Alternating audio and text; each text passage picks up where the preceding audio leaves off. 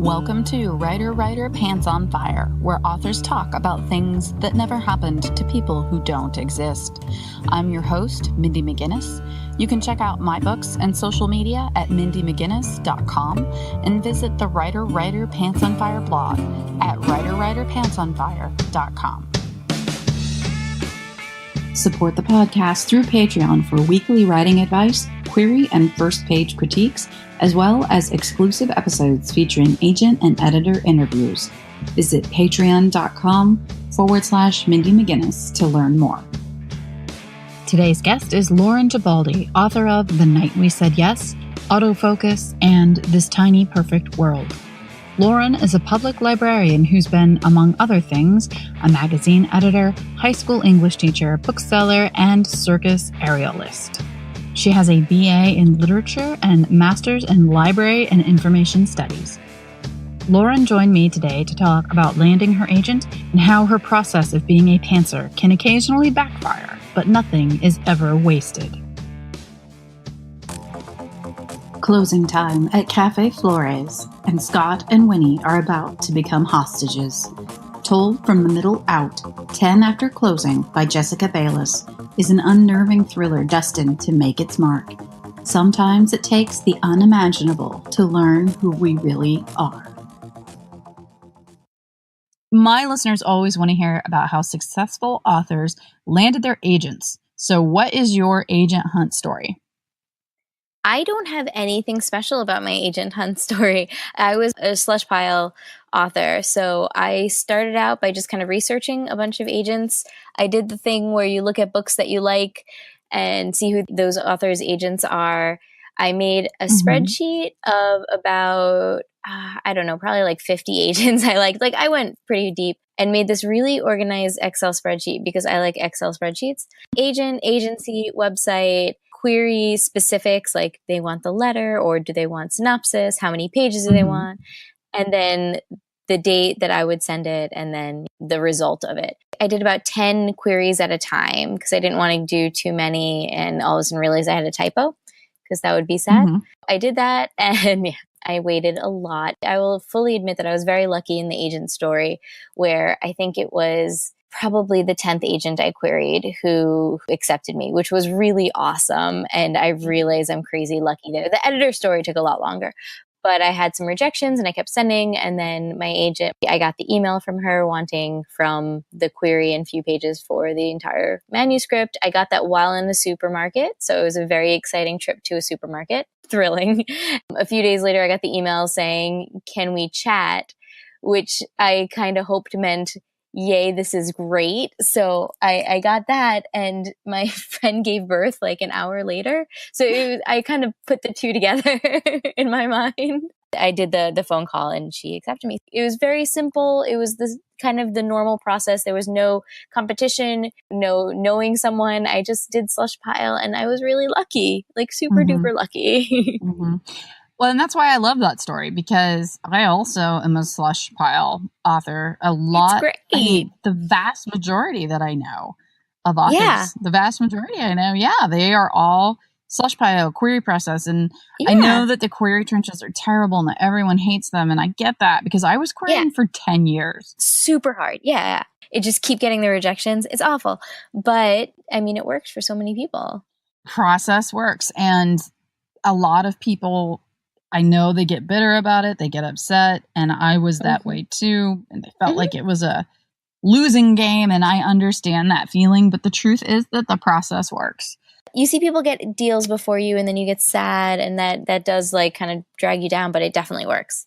It's not easy. I mean, it's painful. It's just anything. You're going to put yourself out there. You're going to get rejection. That's just the way of it. It's easier that than waiting for magic, for a connection, for something magical to happen. The whole process, the whole industry is hard. So it's like the beginning of it. It's just the beginning of your failures and rejections. Exactly. It's so great. It's so great. We love it. Yeah, we love it. Whenever I'm at a panel or an author signing, it's so interesting when aspiring authors, young authors, will ask questions. And the authors that are signing or on the panel, they try so hard to be positive. Like they're doing their best to Oh yeah, you have encourage to be. young writers. But at the same time, it's so hard not to also just be completely honest. But you don't want to tell people that it's so hard. There's so much good in it, and there's so many good moments that make up for the hard. Yeah. You just have to be optimistic. Oh, that's tough. That's the hardest thing there, is to be optimistic. There was an interview posted on the blog with an author named S. Gonzalez, and actually she will be on the podcast next month. And I was interviewing her about the submission process of having your agent, submitting your manuscript to editors. And I had this great pull quote from her. She said, "Believing you'll succeed, but accepting that you might not is a tricky tightrope to cross." Isn't that amazing? Yes. Because you have to believe that you might make it. Otherwise, why are you even doing this? You definitely have to have belief. You have to be optimistic, but you also have to know that it might not work. We're talking about writing. What is your process? How do you turn an idea into a novel? I think each of my books was different, which makes the book more exciting for me. I'm very much one of those, I guess you would say, the pantser. I'm a pantser of a writer. I don't really plan my things. So it usually comes from like an idea, and then I kind of elaborate in my mind on the idea. And it could be like a terrible idea. And then I see where it goes. Then I'll get like kind of the main character. And once it turns into something that's more than just like a sentence, then I just kind of dive in and try writing a little bit. And sometimes, I'm sure you know too, it doesn't work out at first. And you're like, this is terrible, the end. And sometimes you're like, okay, I'll see where it goes. But I like to have a little bit of it known first before I dive in, despite being a pantser. I like having some of it known. And then I just kind of take off. So, and if I like it, and then, there's the hard part, writing. I don't have like a form that I go through. I don't plan everything. I kind of keep going. And then when I get stuck, that's when I kind of make an idea of where it should go. So I know what I'm aiming for, and I'm not just lost, but I kind of pants and keep going from there. The one time for my third book, This Tiny Perfect World, that was the first one that was actually, I sold it by synopsis to the same editor. So I had to follow the synopsis, and that was the hardest one to write because I was like, I know what happens and I don't like what happens anymore. So obviously I changed it, and she was okay with that. But it was very hard writing by synopsis. For me, at least, lost the magic of figuring it out as I went. So I'm very much more of I like to figure it out because then you get excited and you can throw things in. I have no tried and true method. Every book was different. And I feel like everything was different from here. I'm also a pretty hardcore pantser. I'm curious, though, you said you'll be trying out an idea and then you find out that it doesn't work. How do you find that out? Like, how far do you go before you're like, okay, this isn't actually a novel? Right. Sometimes I'll write a page and be like, that was an idea. That's not going to work.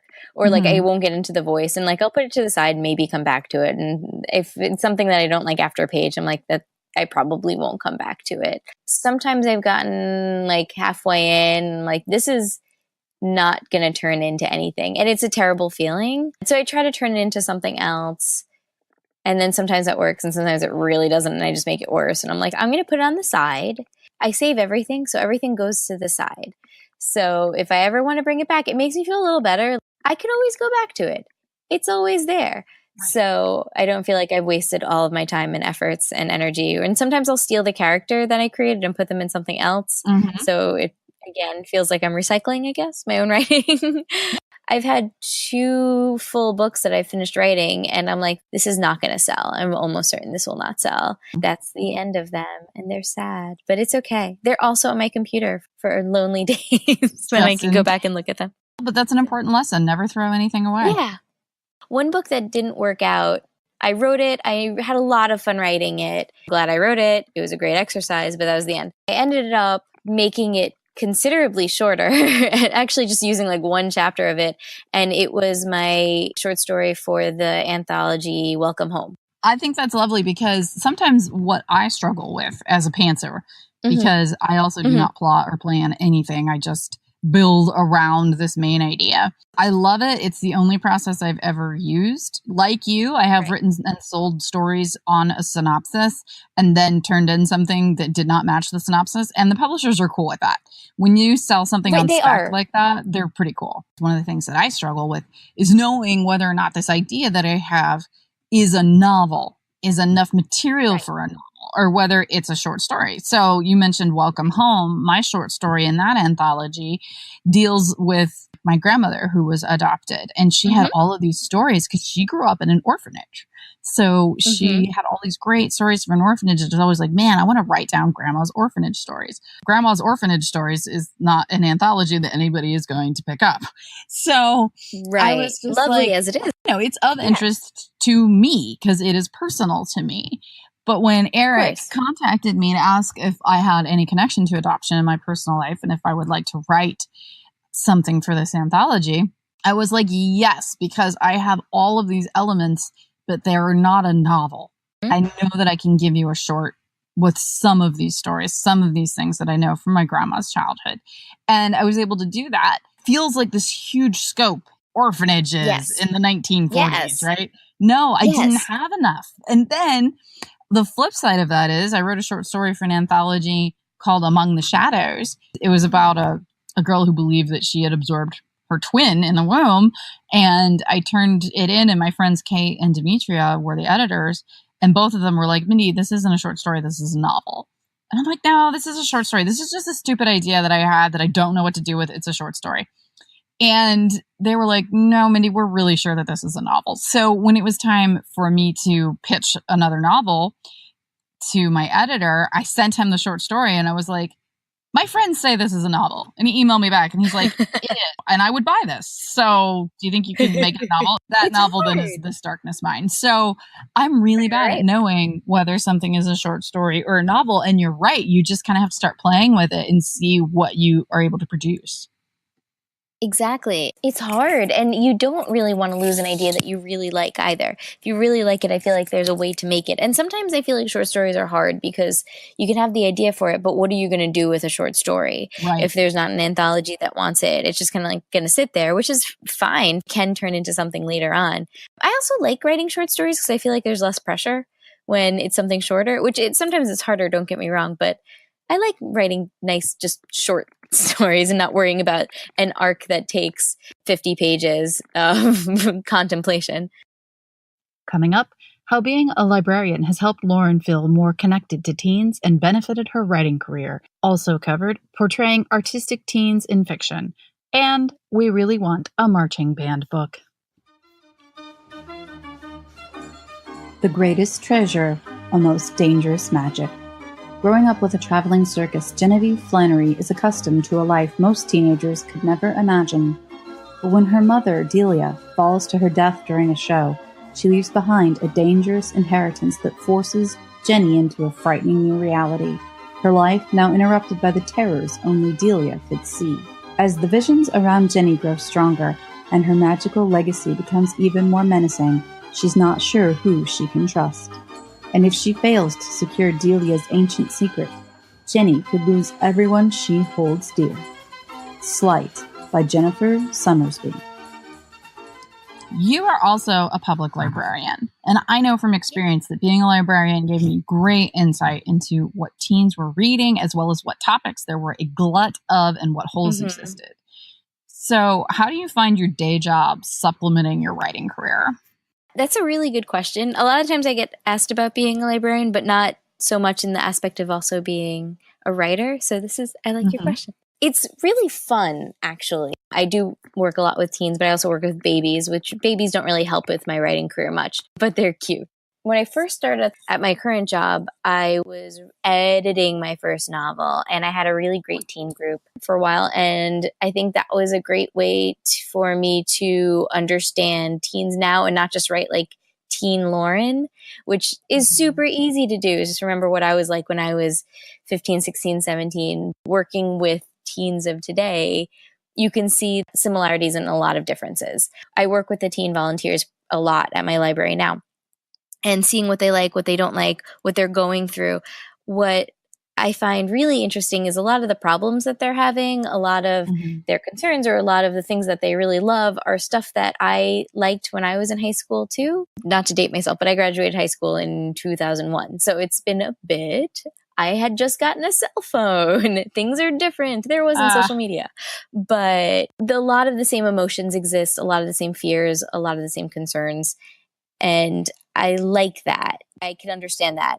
They help me understand a lot of the concerns of today. Social media in general, I'm part of it as an adult, but I can understand it from a teen point of view. It is interesting seeing what checks out at my library versus what we think is super popular. Stuff that I would assume no one might be reading would go like crazy. People still read the Tyra Banks YA novel, I think it's called Model Land. It still checks out all the time. And I'm like, that's fabulous. Like, that is awesome. And you wouldn't think of that as being, a high checkout book. Some books that are super popular or New York Times bestseller or being acclaimed might not check out as much. And I always find that fascinating because I'm like, I'm going to put it on display because everyone's talking about it. And it'll sit there for like 2 weeks. And I'm like, this is interesting. So it's kind of nice having that look.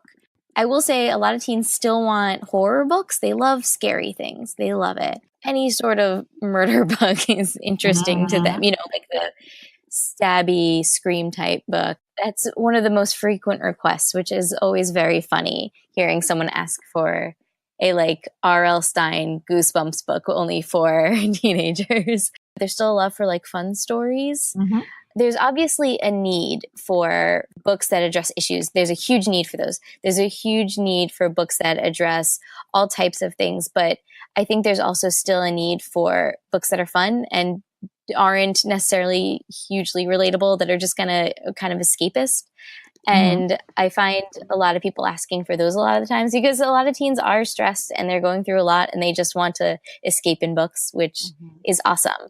I love having all of the books that teens can see themselves in. And I love having all of the representation now because I have a very diverse population where I work.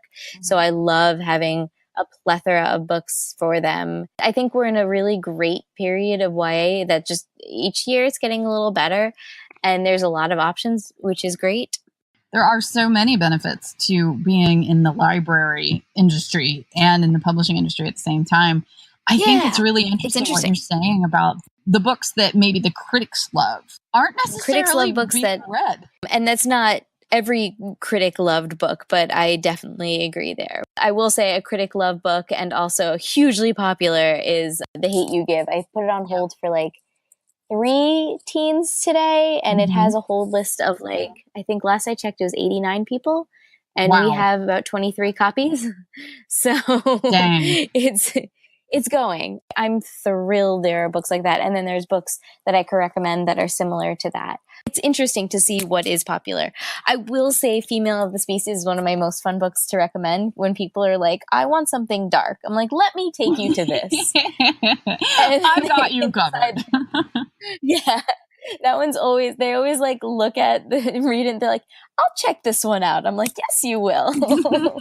I think every book has a reader. You can any book published has someone there for, and it's a lot of fun finding the perfect one for a reader. One of my favorite reads lately was Murder Trending by Gretchen McNeil.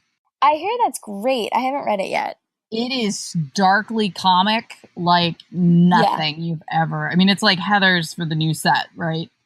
That's amazing. Oh, it's so great. It really is. And so well done. And just that understanding of dark humor and what it's supposed to do is really strong there. And I highly recommend it for anybody that likes the stabby books, but also that has a sense of humor because, so dryly comic. There's actually lots and lots of contemporary social criticism in there too.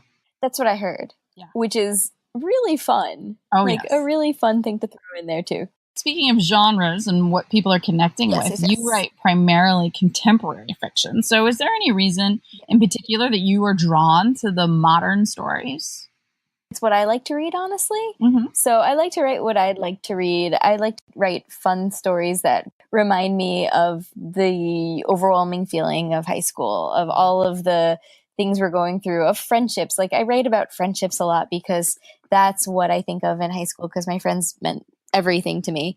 It's interesting because I don't particularly read contemporary, but it is my favorite to write. When did you graduate from high school? 2001. Okay. I graduated in 97. So even though we're only 4 years apart, I guarantee you that my senior year in high school was vastly different from your senior year in high school. I was a freshman in 97. I didn't have a computer at my house until 2000 is like when we got the internet at my house, or like 99. Yeah. I didn't get a cell phone until I graduated and going to college. So yeah, that changes things. It does. It changes things. This is something that comes up a lot. Well, it has started to come up a lot, and I actually really appreciate the question. When we're talking about writing contemporary YA, is how often do cell phones completely ruin your plot? You have to get rid of their cell phone. You have to get rid of it. If you want to put them in any type of danger, you have to get rid of their cell phone. You have to get rid of it. Yeah. Right. It has to not work. Like break it somehow, throw it in water. Right. It's not working. The battery died, or you don't have any service. So if you have to go with there's no service, then that dictates to you where your setting is. Where they are. It's really interesting. And I don't want to write a book like set in the 90s just so I can get rid of cell phones. Right. The other day I forgot my phone at home, which happens sometimes. And my mom was like, but how will I get in touch with you? If anything. And I'm like, I used to go everywhere without one. Oh, there's an article, I think it was on Cracked. 10 movies that you love from the 80s that are completely pointless if you give them cell phones. Yeah. Oh my gosh, I believe it. Just check in. I was reading Little Fires Everywhere a bit ago. That's a great one. And which is phenomenal. Yes, and I didn't know that it took place in the 90s when I first started it. I think it's like the second page, the mom's point of view, and she was saying how she's wondering how she's going to get in touch with one of her kids. And I'm like, just call them. Right. Just call their phone. And then I realized what year it was. Two of your books, Autofocus and This Tiny Perfect World, deal with artistic characters, a young photographer and a young actress. And I don't think that we see a lot of creatively driven characters in YA. I think there are books where there are creative people, but I think that's solely the focus a lot of the times. Mm-hmm. It's not just like a passing interest. It's like this book is about a dancer and it's going to be her life story. Those aren't bad in any way. I read those because I like artistic books. How It Feels to Fly by Catherine Holmes is lovely. Point by Brandy Culber has a dancer. Yeah. Also gorgeous book. Heartbreaking. For me personally, performing art, I was in theater in high school. I was not a good actress, but I loved it. That was kind of like what saved me in high school. I found my friends in theater. It made me happy. I wasn't great. I didn't get cast in all the shows, but it was kind of my outlet to be me and figure out who I was. So I think for both of my books, that's kind of why I wanted them to do something, to have something like that, to be creative, because that's kind of what helps them figure out who they are and want something from that. And I think a lot of teens have that. Again, working with teens, I've seen a lot of them like, I don't know if I plan on becoming XYZ, but this is what I love doing. I have an actress volunteer. I have a musician volunteer. It's your life, even if it's not your future, it's your life when you're in high school. So I very much wanted to write books where my protagonists are creative, and that obviously works into the book story a lot. I would love for there to be more, honestly, books where they're creative teens, because there's so many of them. I want like a marching band book. Yes. Like, Lauren Morrill has one, The Trouble with Destiny. There's a book called The Pros of Cons. Yes. Marching band is one of the cons. Miranda Kennelly has her sports books, like Yay, Girls in Sports. I want more Yay, we're doing some really awesome creative work. I want more of that. Marching band in all of the books. I was in marching band myself, so I slipped marching band just barely into the female of the species. Yeah, you did. Because I was like, I did marching band, and it's like, I loved it. And it is like such a part of your life when you're in it. Yet I would find difficulty creating an entire novel around marching band, just because where I went to school, it's tiny, tiny, tiny school. You were in marching band, but I was also in theater, and I was also an athlete and a brain. So you did everything. You did. I mean, everybody did everything. There weren't enough kids. Our marching band that we have right now, same high school that I graduated from, like 3 of our football players are also in marching band. Oh, wow. They don't go back to the locker room at halftime. They pick up their instrument and they march with a marching band. That's amazing. I love small town. We did not have that. My high school graduating class was like 600 kids, like just for my graduating year. So yeah, theater kids stuck with theater kids. Like our only thing that we would also do is maybe marching band or just band in general or chorus. None of us were also athletic. Right. No, where I'm from, it's we didn't fit everyone does everything. I love theater, and I did get cast in every production, but that doesn't mean I'm a great actress. It means that there were 5 girls to choose from. I got every role that I wanted. It sounds good, but it's one of those things where I really thought I was actually like good at what I was doing. I was just passable. I said something to my high school theater director when I got accepted to Otterbein. I was like, yeah, I'm really excited to do this. And I think I'll probably try out for some of, the one acts and stuff on the side. And she was like, Mindy, you won't make it. Oh. And I was just, no. She's right though. Like she was totally honest. Which is good, but also yeah, ouch. I mean, ouch, but I needed that. I was, 17. I thought I was hot shit. Yeah. And she was like, dude, you're not going to make it at Otterbein. Yeah, she was like, yeah, here, you can get any role you want. At Otterbein, no. As a freshman, I went to like the one acts and stuff like that. So I went to go see one of the shows and I walked out of there going, holy shit. Like she was totally right. Those people are amazing. Yeah. Yeah. There's like a vast difference between high school and college theater. Like you actually have to be, decent. Oh, yes. Oh, yes. It's amazing. Yeah. So I don't know. Good life lesson. I had a great time. I loved doing it. Yeah. And I learned a lot. And honestly, it was so useful to me because now, I mean, that's part of my job is public speaking. I can stand up in front of how many people. It doesn't even matter. I don't care. It's so true. It helped me because I was very, very, very shy beforehand. It helped me kind of like break out of that shell. And I didn't become like the most outgoing person ever, but it allowed me to try.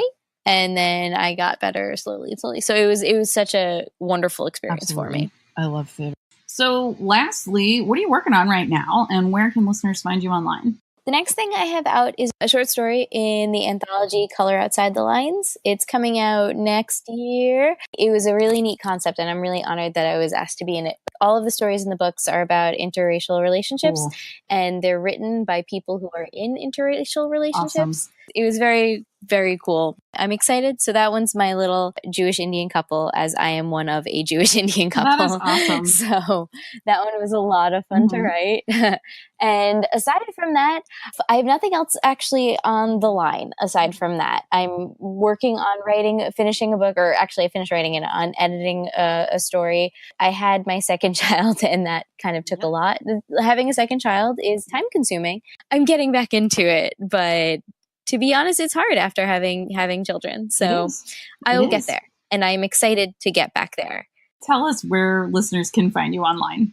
Yes. So I'm on Twitter, which is just at my name, which is pretty easy. I have a website. I'm on Instagram, where I post pictures of either the library, my books, or my children. Like that's literally the 3 things I post about. But yeah, I'm online a lot. I like it. So come say hi.